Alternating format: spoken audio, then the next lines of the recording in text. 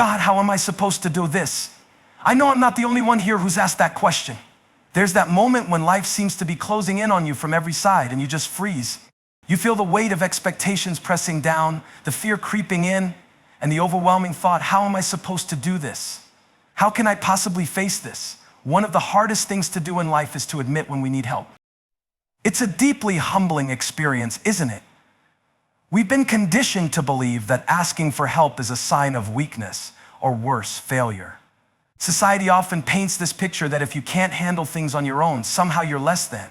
You're supposed to have it all together, to be able to navigate every challenge without anyone stepping in to hold you up. But the truth is, vulnerability is not a weakness, it's where strength begins. It's in those moments when you look up and say, I can't do this on my own. I need help. That you actually tap into a deeper level of courage. Think about it for a moment. How many times have you been facing something impossible and you've kept it all inside, trying to be strong, thinking, I can't let anyone know I'm struggling? Maybe it's because you're afraid of being judged or seen as incapable. Maybe you fear rejection. But here's what we often forget. Vulnerability doesn't make us weaker, it makes us human. It opens the door for connection. When you admit that you need help, you make room for others to show up in your life and for God to step in ways you never expected. We often look for strength in ourselves, but the real strength comes from being able to let go of control and trust that God will provide what we need through others and through His presence. Asking for help doesn't diminish you, it amplifies your ability to grow.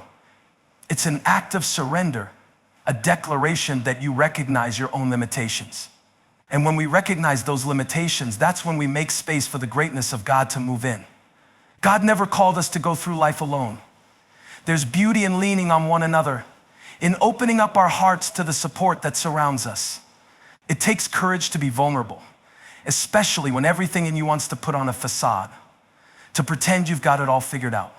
But when you ask for help, you're not admitting defeat. You're embracing the truth that you don't have all the answers, and that's okay. In fact, that's exactly where God shows up. He doesn't need you to have all the pieces figured out. He just needs you to trust Him enough to say, I can't do this without you. Doubt and fear are some of the most powerful forces we face in life.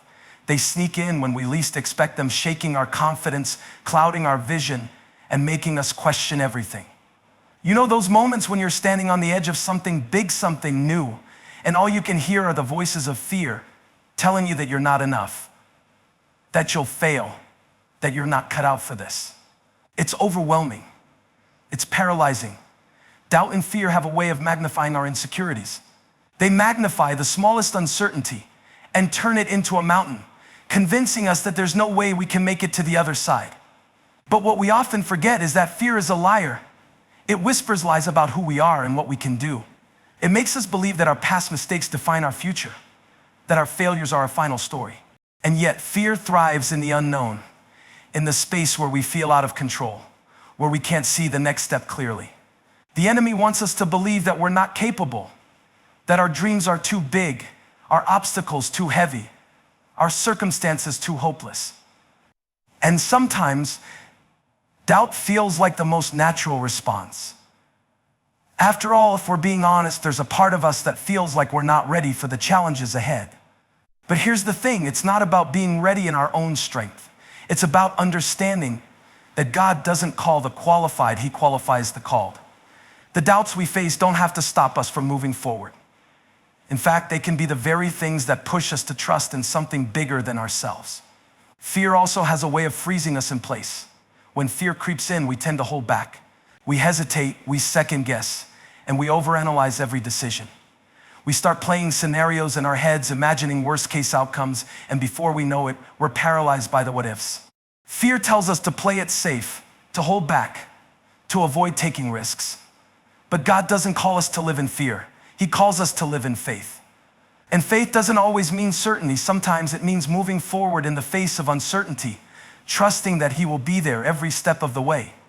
What's amazing is that fear and faith can coexist in the same space. You can be afraid and still act in faith. You can doubt and still choose to trust. It's in those moments when fear is loudest that we have the chance to rise up and declare that we are not defined by our fears, but by the God who has called us into something greater. The presence of fear doesn't mean the absence of faith, it just means that we have a choice to make. The truth is, we will all face moments of doubt and fear. They will come, sometimes unexpectedly, sometimes in waves. But when they do, we need to remember that fear doesn't have the final say. Our fears may be loud, but God's promises are louder. His truth is stronger. And while fear tries to paralyze us, faith empowers us to move. When we're in the middle of a struggle, it's hard to see past the pain, the uncertainty, and the weight of what we're carrying. The hardship often feels overwhelming, like a storm that won't let up. And in those moments, it can feel like we're all alone, like there's no way out, no solution in sight. We look around and wonder, where is God in all of this? But here's the truth, God's provision doesn't always look like what we expect it to. It doesn't always show up in the form of immediate relief or a quick fix to our problems. Sometimes God's provision shows up in small ways, in quiet moments, in unexpected forms. It's in the strength to take one more step when we feel like giving up. It's in the peace that passes understanding, the kind of peace that doesn't meet us in the midst of chaos, but somehow carries us through. It's in the little victories along the way, the moments of clarity, the glimpses of hope, the reminders that we are not alone, even when the struggle feels endless. God's provision is not just about meeting our physical needs, it's about sustaining us emotionally, spiritually, and mentally in ways we can't always anticipate. We may want God to remove the struggle altogether, to make things easier, but often He's more focused on strengthening us through it, teaching us how to lean on Him, how to trust in His timing, and how to rely on His strength rather than our own. The provision isn't just what we receive, it's also what we learn about who He is in the process. There are countless stories throughout Scripture that remind us that God's provision is not bound by our understanding or limitations. Think about the Israelites in the wilderness. For 40 years they wandered without knowing what each day would bring, but God provided for them every single day. He provided manna from heaven. He provided water from a rock. He provided guidance by a cloud by day and fire by night. In the midst of their struggle, when they had nothing to rely on but God, He was faithful. It's easy to look at our struggles and think that they're too much, that God has forgotten us. But what we fail to realize in those moments is that God often uses the struggle to refine us, to shape us into who He's calling us to be. It's in the valley where we learn to trust Him more deeply. It's in the brokenness where His power is revealed in our weakness. We may not always understand the reason for the struggle, but we can trust that God is working in and through it, and that His provision is already on the way, even if we can't see it yet. Sometimes God provides through others. He uses people in our lives, family, friends, even strangers, to be the hands and feet of His love. Maybe it's a kind word at just the right moment. Maybe it's someone stepping in to help when we feel like we're sinking. These are the tangible ways that God shows up. And even though they may seem small, they are powerful reminders that we are not walking this journey alone. God's provision is not always instant, and it's not always what we imagine, but it is always enough. In the midst of our struggles, when we feel like we've reached the end of our rope, we can trust that God will provide the strength we need to keep going, the wisdom to make it through, and the comfort that we are never truly alone. Even in the hardest moments, God's provision is present, sustaining us, carrying us, and preparing us for the breakthrough He has in store. Trusting in the process is one of the most difficult things we're called to do in life. It's so easy to get caught up in the need for instant results, to want everything right now. Our culture tells us that we should be able to have it all: success, happiness, fulfillment immediately, without waiting. But life doesn't always work that way. Most of the time, it's about the long road, the slow journey, the process of becoming who God is calling us to be. When we're in the midst of something difficult, it's hard to see the purpose.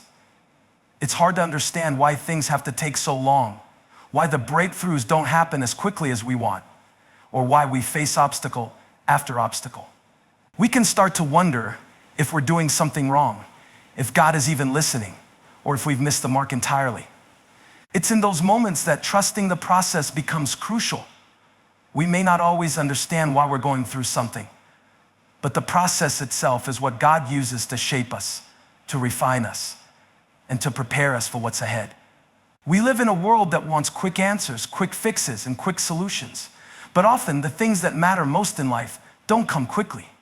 They come through perseverance, through pressing on when it feels like nothing is happening, through continuing to move forward when all we can see are the obstacles.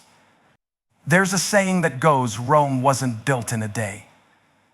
And neither is our character, our purpose, or the life that God is calling us into. It takes time. It takes consistency. It takes faith to keep going even when the results aren't immediate. Trusting the process means trusting that even when we can't see the end result, God is at work. He's not just interested in the destination, He's invested in the journey. Every step we take, every challenge we face, every failure we experience is a part of the process that leads us to something greater. What looks like a setback or delay may actually be a necessary part of the preparation for what's coming. We may not see it in the moment, but God is working behind the scenes, shaping us in ways that we can't even imagine. Think about how a seed grows into a tree. You plant it, and for a while you see nothing. You water it, you nurture it, and still there's no sign of progress. But even when it seems like nothing is happening, the roots are growing deep, preparing for something bigger.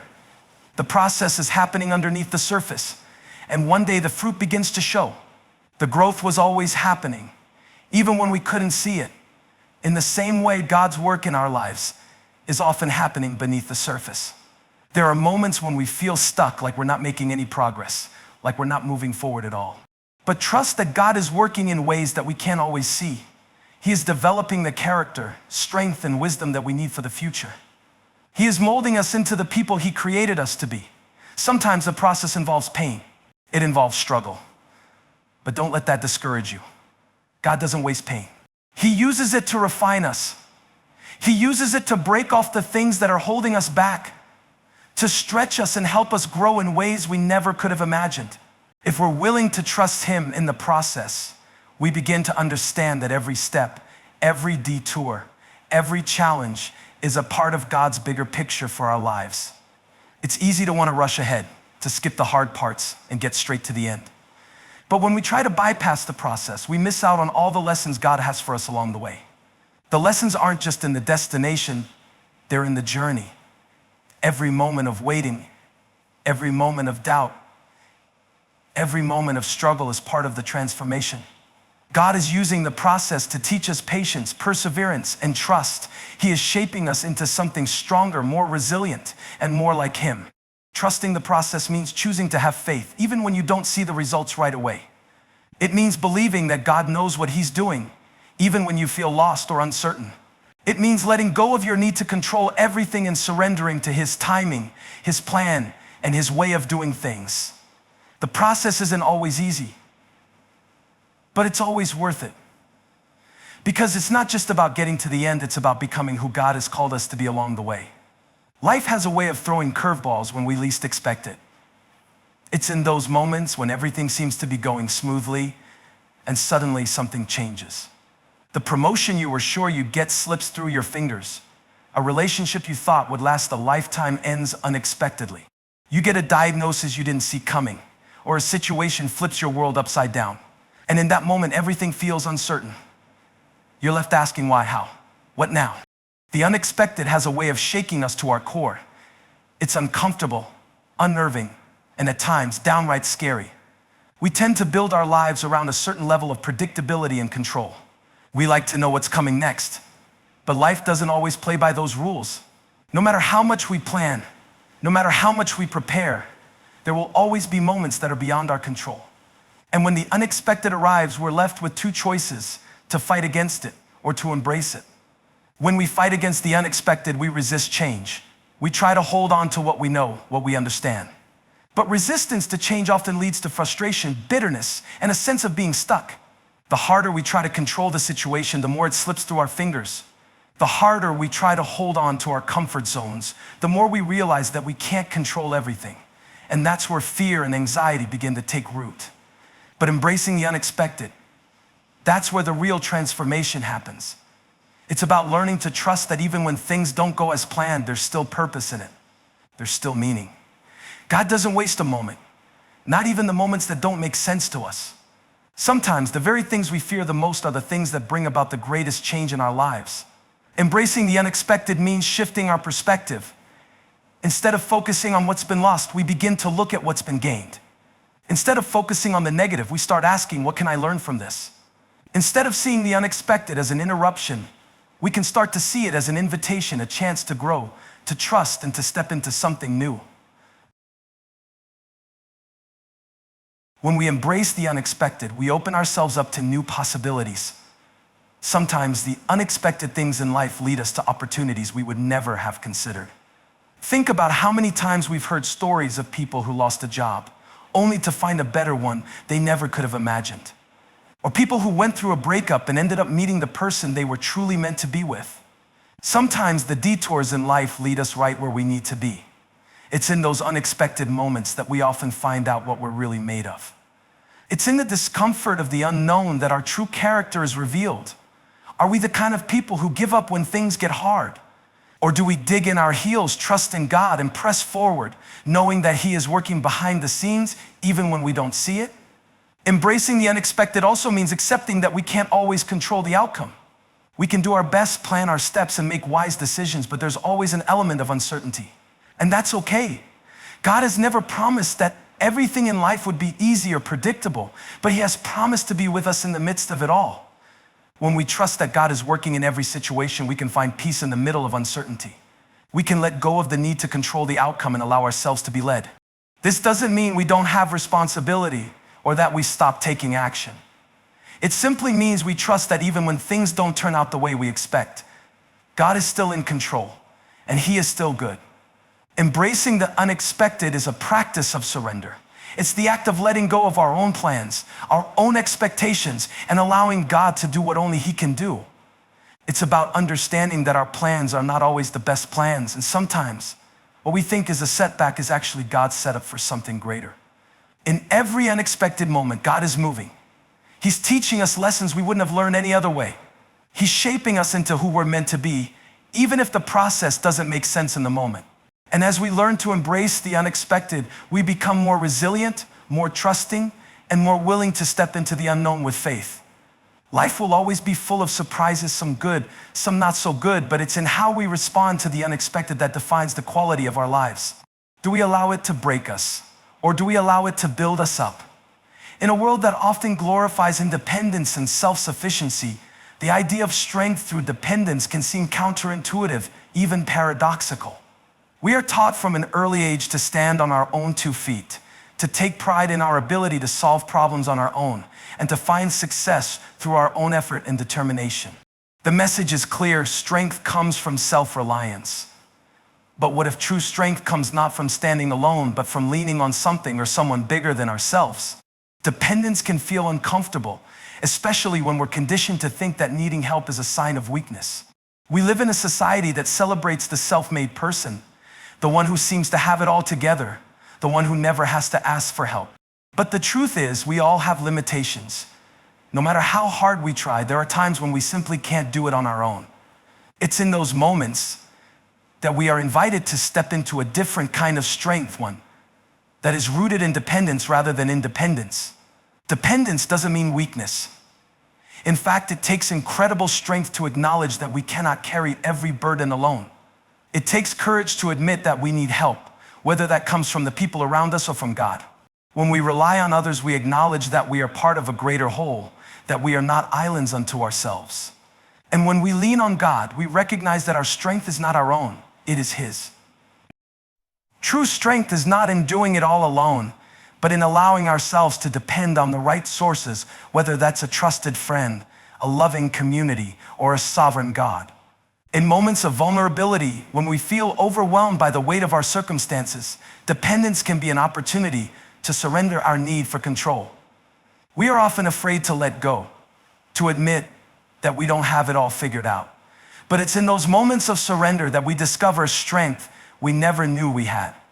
When we stop trying to carry everything on our own, we make space for God's strength to take over. We allow Him to do what we cannot do for ourselves. There's a powerful paradox in this. The more we depend on God, the stronger we become. In our weakness, God's power is made perfect. When we acknowledge our limitations, we open the door for God to show up in ways we never expected. The Apostle Paul writes in 2 Corinthians 12:9, "But he said to me, 'My grace is sufficient for you, for my power is made perfect in weakness. Therefore I will boast all the more gladly of my weaknesses, so that the power of Christ may rest upon me.'" It's through our dependence on God that we experience His power in a deeper, more intimate way. Dependence also brings a deep sense of peace. When we are constantly striving to control every aspect of our lives, we become exhausted. The pressure to keep everything together, to maintain a facade of strength, can wear us down over time. But when we choose dependence, we choose to trust that we don't have to have all the answers, that it's okay to not know the way forward, and that we don't have to do it all ourselves. We can rest in the knowledge that God is in control, that He will provide what we need when we need it. This kind of dependence requires humility. It's easy to believe that we should be able to handle everything on our own, but true humility comes when we admit our need for help. It's in letting go of our pride and acknowledging our vulnerability that we find the strength to face life's challenges. Dependence does not make us less capable. It makes us more open to help and support that will ultimately lead to our growth. Sometimes dependence on others is just as important as dependence on God. We were never meant to do life in isolation. God created us to live in community, to lean on one another, to support each other through the highs and lows of life. When we depend on others, we foster relationships that are built on trust, compassion, and mutual care. These relationships provide strength and encouragement when we are at our weakest. In the end, strength and dependence is not about being passive or giving up control. It's about recognizing that we are not meant to do life alone. It's about choosing to lean on God and on others, trusting that true strength comes from allowing ourselves to depend on the right sources. As we grow in our understanding of our limitations, we also grow in our ability to receive the strength that is available to us through God's provision and the support of the people around us.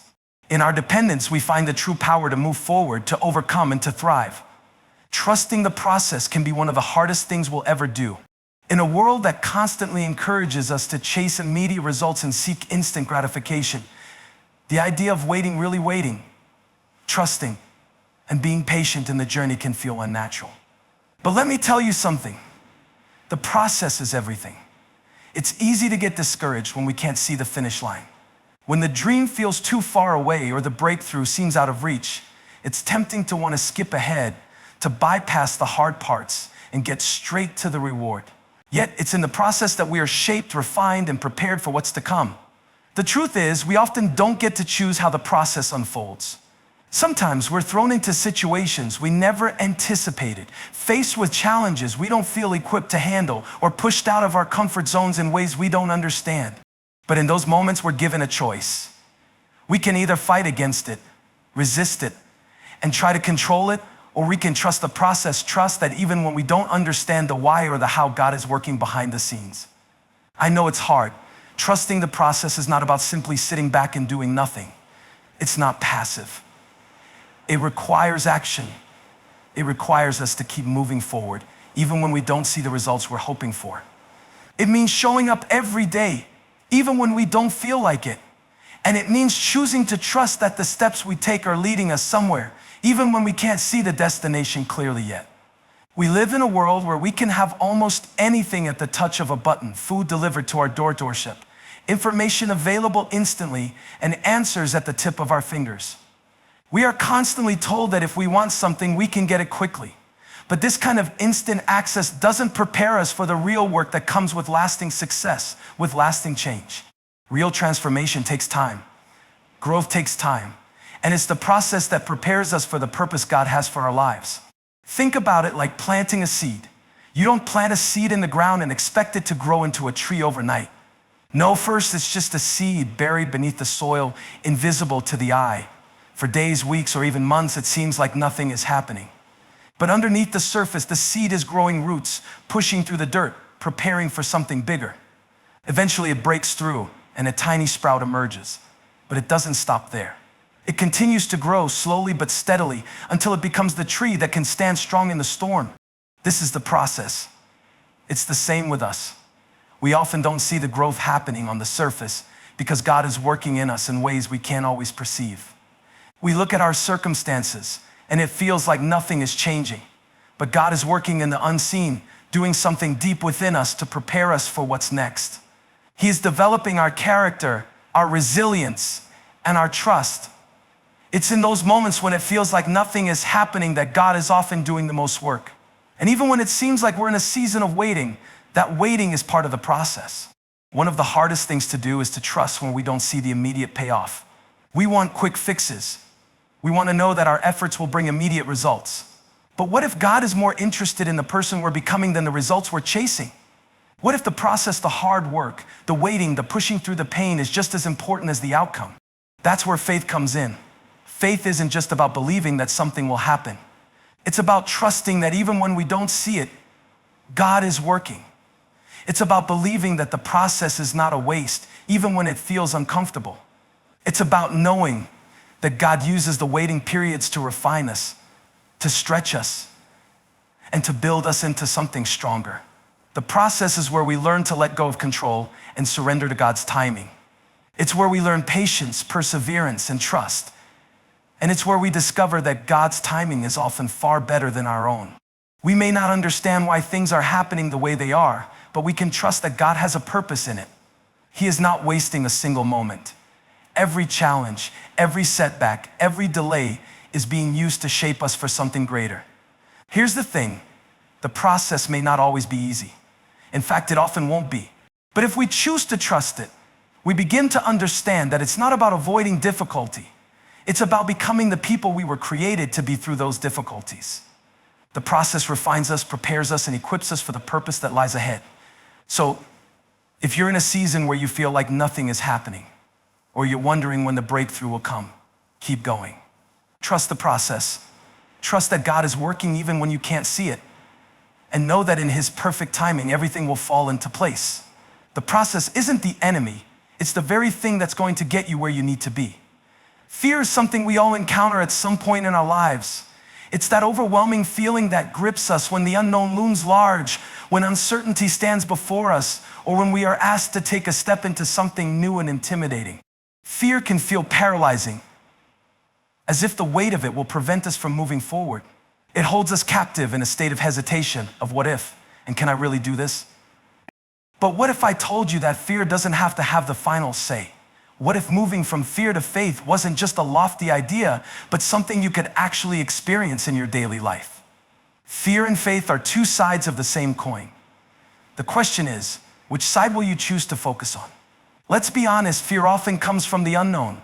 We are afraid of what might happen, of what could go wrong, and we project worst-case scenarios into our minds. We become fixated on all the potential dangers and uncertainties that lie ahead. But fear is often rooted in our inability to control the future, to predict outcomes, and to ensure that everything will turn out exactly as we hope. And when we feel like we don't have control, that's when fear rises. But faith is the belief that God is in control, even when we can't see the path clearly ahead. Moving from fear to faith doesn't mean we don't feel afraid. It doesn't mean that fear magically disappears when we make a choice to trust God. Faith is not the absence of fear, rather, it's choosing to move forward in the presence of it. Faith is saying, I don't know what's ahead, but I trust that God is with me, and He's got this. It's the belief that even though I can't control the outcome, I can trust the one who holds the future. Think about the story of the Israelites as they were about to enter the promised land. They were facing giants, literal giants in their eyes. The land was full of challenges, battles, and uncertainties. And when they looked at the task ahead of them, fear crept in. They were gripped with doubt, questioning whether they were strong enough, whether they had what it took to win. But then Joshua and Caleb, two of the spies sent to explore the land, stood up and said, "Do not be afraid. If the Lord is pleased with us, He will lead us into that land, a land flowing with milk and honey, and will give it to us." Joshua and Caleb's perspective was different. They didn't deny the presence of fear or the reality of the challenges they faced. What they did was choose to focus not on the giants, but on God's faithfulness. They knew that fear might come, but they also knew that God was bigger than their fears. Faith doesn't ignore fear, it redirects our focus. It reminds us that no matter what we face, God is greater, stronger, and more capable than anything that stands in our way. Fear tells you that you're not enough. Faith tells you that you are more than enough because God is with you. Fear tells you that the obstacles are too great to overcome. Faith tells you that the God who created the universe is on your side, and with Him, nothing is impossible. When we move from fear to faith, we start to see things through a different lens. We begin to understand that fear may still try to show up, but it doesn't have the power to keep us from moving forward. The shift from fear to faith begins in our hearts and minds. Faith is a choice. It's a decision to trust God in the midst of the storm, to believe that He is working, even when we can't see it. We have to renew our minds daily, choosing to believe that God is who He says He is, that His promises are true, and that His timing is perfect. Faith is not about having all the answers or knowing every step ahead. It's about trusting that the one who holds the future also holds us. Take a moment to consider some of the biggest fears you're facing right now. Maybe it's the fear of failure. Maybe it's the fear of what people think. Maybe it's the fear of being alone or the fear of not measuring up. Whatever it is, name it. Acknowledge it. But don't let it define you. Recognize that fear is just a feeling, not a truth. It's a tactic that the enemy often uses to keep us stuck, to keep us from stepping into the fullness of God's plans for our lives. Faith, on the other hand, is the belief that God is at work even when we can't see it. When we move from fear to faith, we shift our focus from what could go wrong to what God can do. We remind ourselves of His faithfulness in the past, and we trust that He will show up in the present and future. It's not about the absence of fear, but about choosing to act in spite of it, knowing that God will never leave us or forsake us. In the midst of fear, remember that God is bigger than any challenge we face. When fear tries to paralyze you, choose faith. When doubt tries to hold you back, choose faith. When uncertainty makes you want to give up, choose faith. And as you do, you'll find that God's presence becomes more real, His peace more profound, and His strength more evident. Fear may come, but faith will carry you through.